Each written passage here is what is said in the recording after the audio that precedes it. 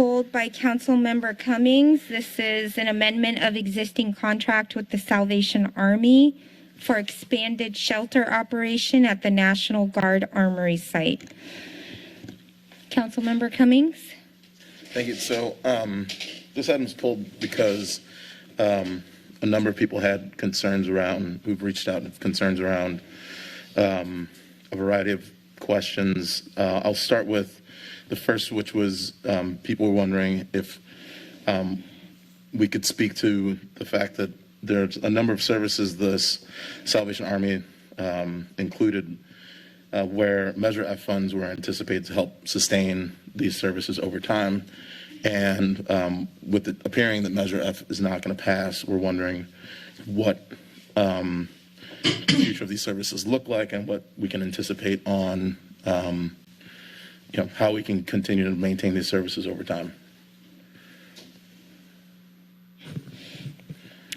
I see we have Homelessness Response Manager Larry Mwale joining us. We also have City Manager Matt Huffaker.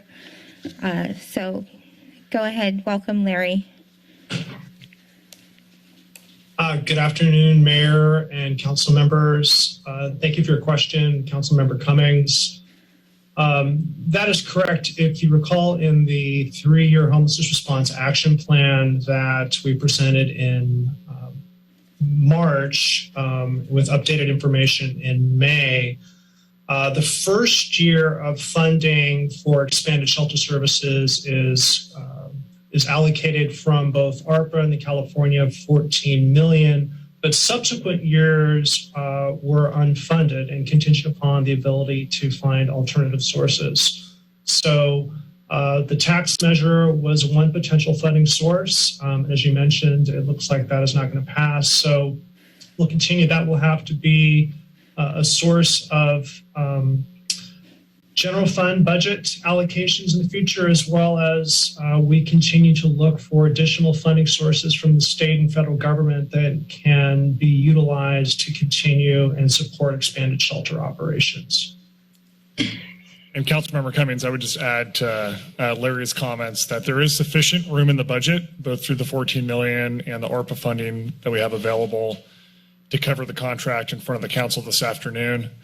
Of course, we're going to have to explore other funding opportunities with Measure F failing to sustain these programs over the long term.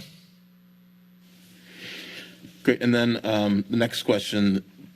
Recently, we've been receiving information about the many of the homeless hotel programs shutting down. It sounded like, based on an article in the Sentinel, that about 100 people were placed in homes, and the other 600 were kind of just, they had to put them on the street and were given backpacks and more or less said good luck. And so, and I know of a number of people who actually have were in those programs, seniors who were disabled, and many people are wondering kind of what the county's role is in kind of making sure that those people have somewhere to go. But in addition to that, it's been sounding like a lot of those people are ending up in the benchlands, which is going to further complicate our ability to house people and also meet the needs around Martin versus Boise, for example. So I'm just wondering if there's any thoughts around kind of where we're going from here now that we're seeing a significant amount of shelter come offline.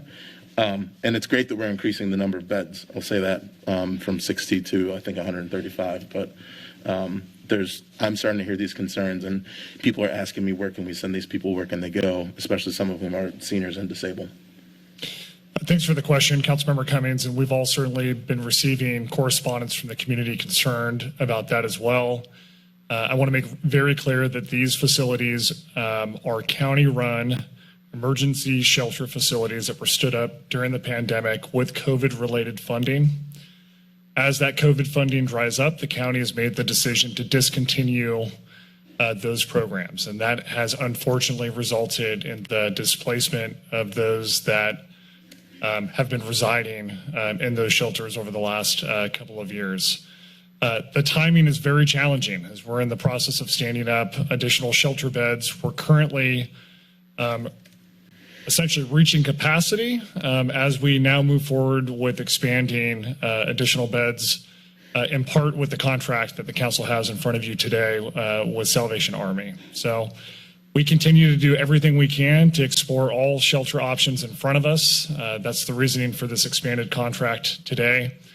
And it was unfortunate to see that folks were displaced from those county facilities. I guess follow-up question, has the county expressed any interest, or is there going to be any partnerships with the county to expand shelter capacity? There continue to be a number of efforts underway in coordination with the county. One of those areas is expanding beds and shelter capacity at the Housing Matters campus. The county has committed to funding those operations once the physical beds can come online. That'll most likely come in the form of additional pallet shelters or something similar. So that work is underway. Of course, we would always like these efforts to move faster. The Armory is the most immediate expansion of beds, and that's what we're prioritizing, but we're also working on these other locations in parallel. The next questions I had were directly related to the Salvation Army.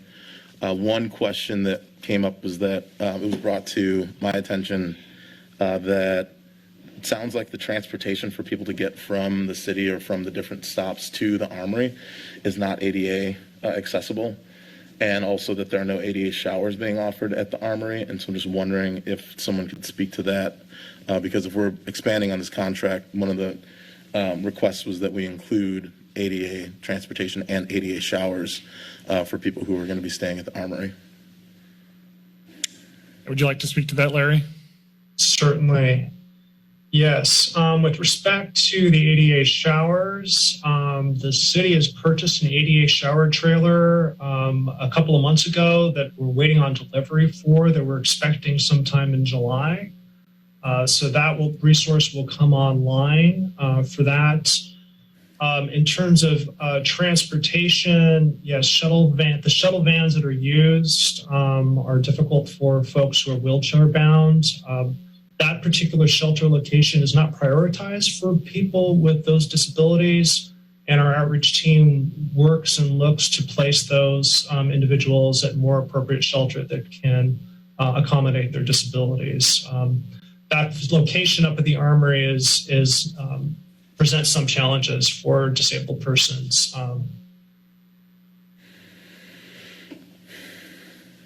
Well, I think to the extent, we're pretty strapped on shelter capacity. If we're expanding beds, it would seem that I think many people would agree that our priorities are around making sure that people who are vulnerable, the most vulnerable, have a place to go. And so, to the extent that we can include language in the direction today to provide ADA transportation, I think it would be, our ability to show that we're trying to get the people who are most challenged off the streets and into shelter and hopefully on the road to housing. And then I guess the last comment I would make is that I was also contacted with interest in the unemployment insurance, which I know came up before, and it's not required by the state of California, but it sounded like from our previous conversation and the current one that it is something we could include. I'll just leave my comments there, and I don't know if anybody wants to provide feedback on that, but it sounded like providing unemployment insurance for workers is something that is really important to members of our community, especially those who've actually worked and provided these services. So I'll leave my questions and comments there. Thank you, Councilmember Cummings.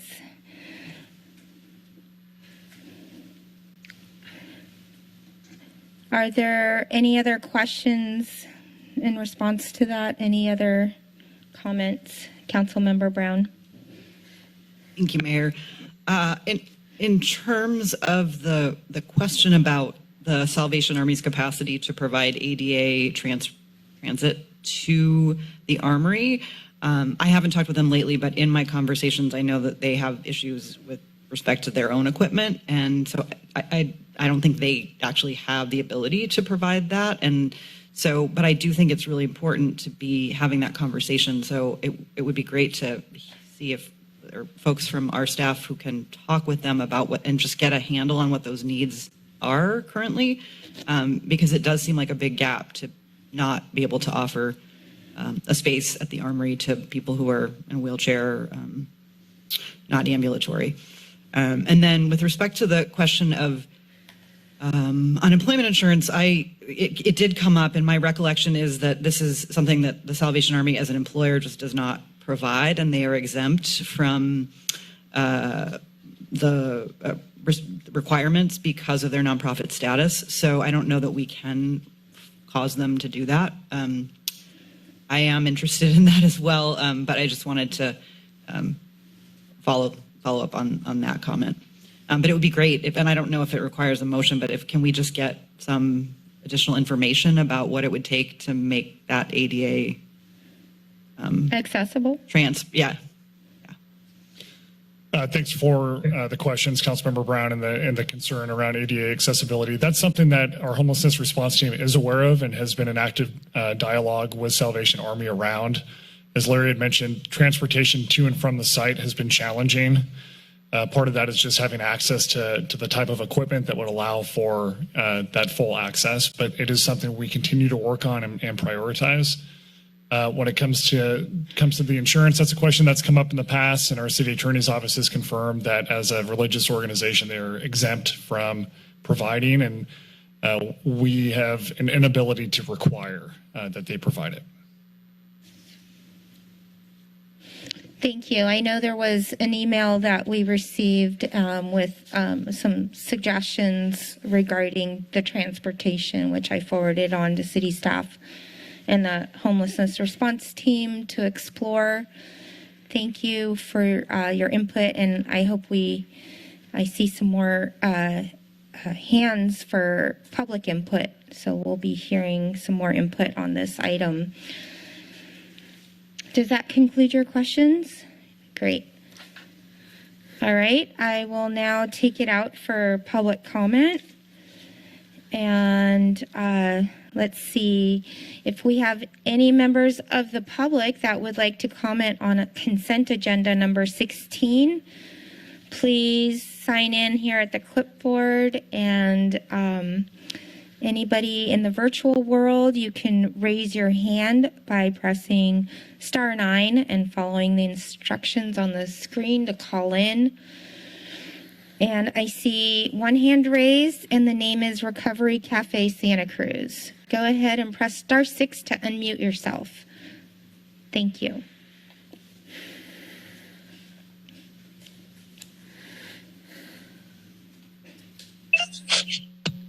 Good afternoon. This is Serge. Good afternoon, Mayor Brunner and members of the City Council. My name is Serge Cagno. I'm the Executive Director of Recovery Cafe Santa Cruz. We support both the housed and the unhoused in being a part of a welcoming community to foster healing and to achieve their goals for stability. I was the one who sent a letter to the City Council regarding this item. Two parts to it. One is the ADA accessibility. And my question, I'm very happy to hear from Larry and Wally that there was a ADA shower that was ordered, but I didn't hear where it was going to be placed. Is that going to be placed at the Armory would be my question, and I hope that he can answer. The other question is about transportation. The county actually is renting a minivan that is ADA accessible. And since the Salvation Army is renting their vans anyway, I'm not quite clear why the city and the Salvation Army can't rent an ADA accessible minivan for those people. I hear Larry's comments about trying to place people at other sites. It's not the preferable site. I worked really hard to get that person placed up there because there were no other sites available. The loft was not taking anybody. They were only taking people from the county's Armory program. So I would say that it seems like with slight modifications, it can be made accessible. I'm hoping that can happen too. On clarification about the unemployment insurance, this actually started from a conversation that I had because I worked for the Salvation Army and I wasn't able to get unemployment insurance when I left. A conversation I had with Captain Harold, and he told me that they actually do provide it in places across the country where they're required to do so. So I'm confused on comments that in the contract, there's an inability to require it. I understand that they're not required to do it by their 501c3 status or by their by state law, but that doesn't mean we're precluded for requiring it in the contract. So if there could be just clarification on that one, I would really appreciate it. We've had so much, we really would love to limit more on homelessness, because we've had the pandemic, we've had the fire, we have the recession, and unemployment insurance for low-income workers is really one of their lifelines when they're in between jobs. Thank you. Thank you for your public comment.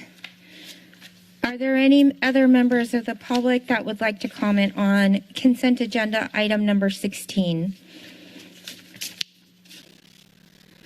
Okay, I'm going to bring it back to council, and I would like to ask a couple of quick questions related to that public comment. If we can, and I think Councilmember Brown also gave the direction to look at making slight modifications or what it would take to have ADA accessibility at the City Overlook location, so that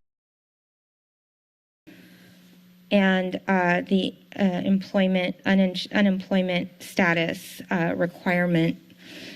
Is the city attorney, is that something you could come back to us with? I mean, I don't want to put you on the spot right now. I'm looking up the past memo on this issue, so if you come right back to me in a second, that would be great. Great.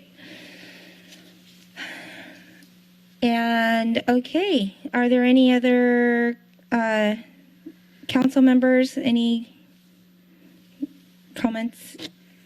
Councilmember Cummings? I can go ahead and make a motion, and then we can get some more. Great, thank you. feedback. Yeah, so I'll move the staff recommendation and include that we include in the contract flexibility around funding for an ADA accessible rental minivan and provision of unemployment insurance for Salvation Army workers. So I have, don't mean to interrupt you, but on the issue of the unemployment insurance, we previously looked it up, and the problem was, so they're exempted from requiring it. As for, voluntarily opting into it, there was an issue with how long the contract is. Because there's basically a requirement that they be employed for a period of 2 years or greater, and our contract was going to be for, I think it's 12 months now, 6 months, 12 months, so it was less than the 2-year threshold. So their application to actually apply for unemployment insurance would most likely just be denied because of the short length of contract. So a minimum of 2 years is required, or Correct. is that what I'm Correct. understanding? Okay. We have a motion by Councilmember Cummings, and I'd like to ask if anybody would like to second it. I'll Continue second. discussion here. I'll second. I wonder, though, given the what we just heard about the potential for unemployment insurance being a conversation, I'm not sure that it sounds like we may not be able to do much now, but I do think that, so if the maker of the motion wouldn't mind maybe amending that to consider unemployment insurance opportunities in the future, if with potential longer term contracts. Okay. In the future. Explore possibilities for the provision of unemployment insurance in the future with potential longer term contracts. I also would like to ask the maker of the motion if you would be amenable to broadening your term on ADA accessible transportation rather than specifying rental van, making it a broader ADA accessible transportation. Sure. Okay. City Clerk, did you get that? Thank you. We have a motion by Councilmember Cummings, seconded by Councilmember Brown. And can we read back the motion or see it? What you have, just to make sure.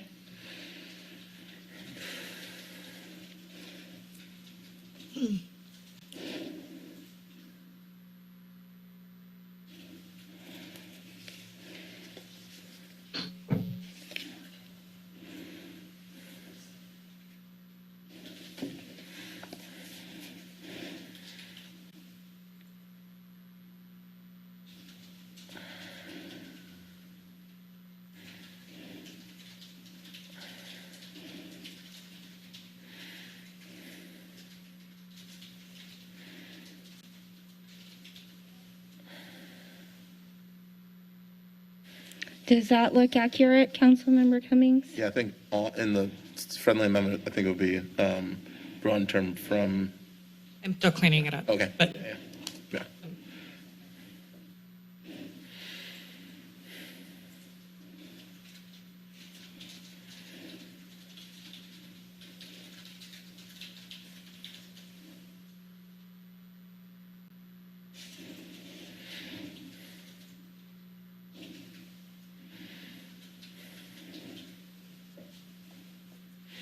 did you say there was something else with the friendly amendment?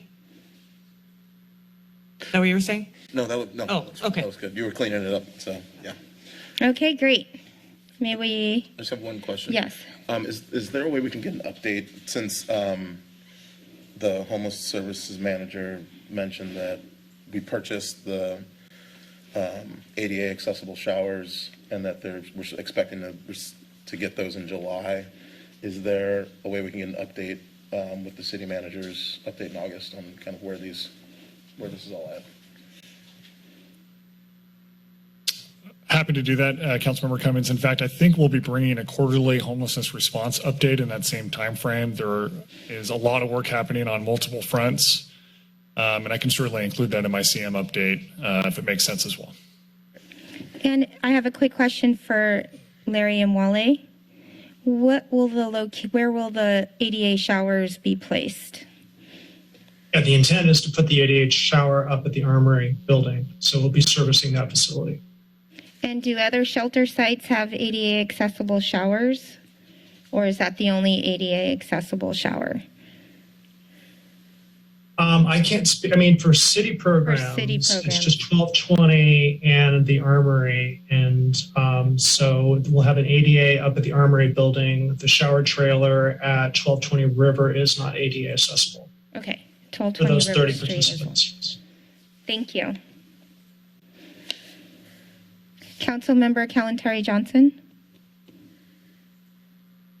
I just wanted to make a brief comment and thank the staff for your work on this. And I know it's been in the works for a long time, and it's really difficult to get qualified, experienced service providers, especially right now, to provide the very urgent and essential services that we need. So I just want to acknowledge that, and I want to thank city staff for your work on it, and the nonprofit provider Salvation Army for supporting our community in this way.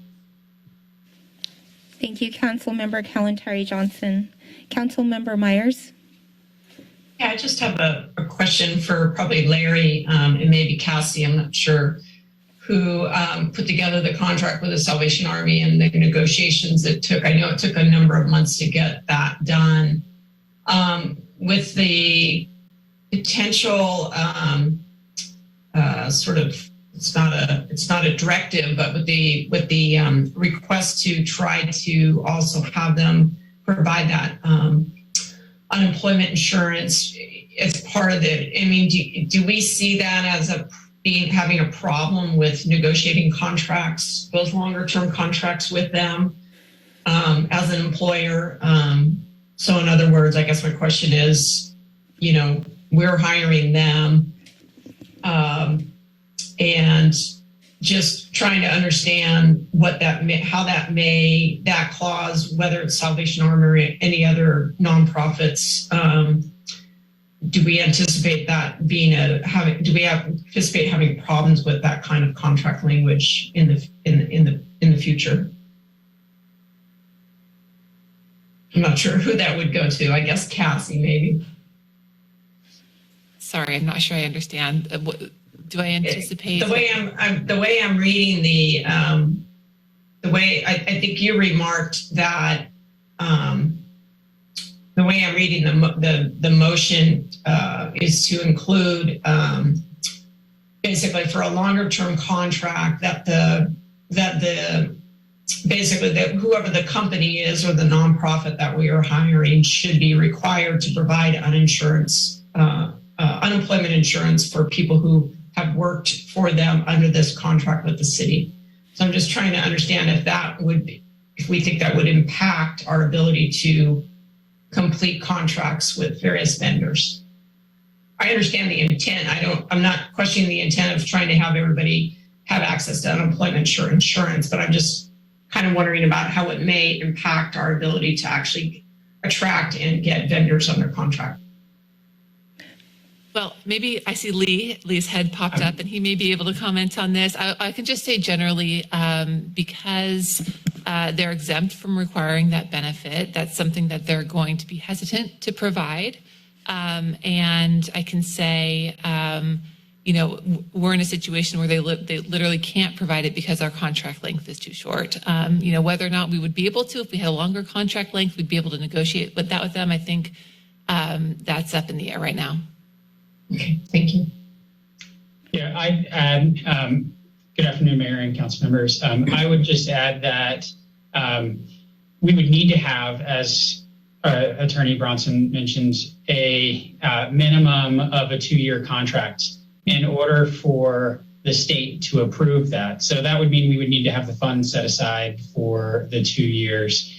And what I would say is if we were pursuing a 2-year contract and talking with them, they would likely have an increased cost. They would say, all right, if you want us to do that for more than 2 years and include that insurance, then they would pass that cost along to us, is what I would anticipate. But we would need to have that funding in place for 2 years. And as you know, right now, we're only looking at the 1-year contract and only have the funds at this point in time for the 1-year contract. Thank you. Thank you, Director Butler. Councilmember Brown?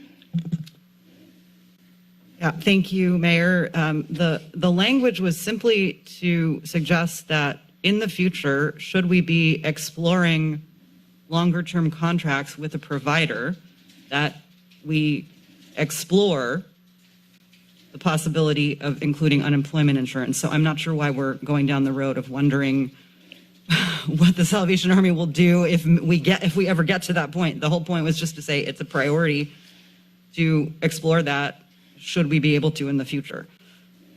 That's all I'm. And Councilmember Brown, we appreciate the spirit behind the request. That's how we interpret it.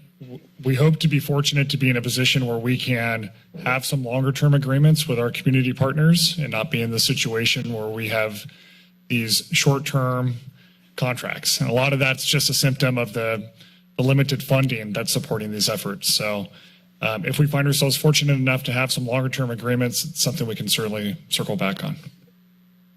Thank you for the clarification.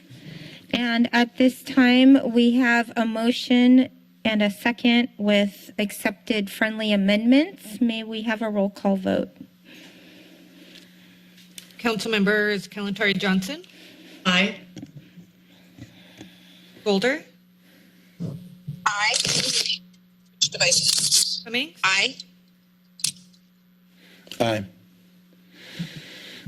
Brown, Aye. Myers, Aye. Vice Mayor Watkins, Aye. and Mayor Brunner. Aye. That motion passes unanimously. That was item number 16 on our consent agenda.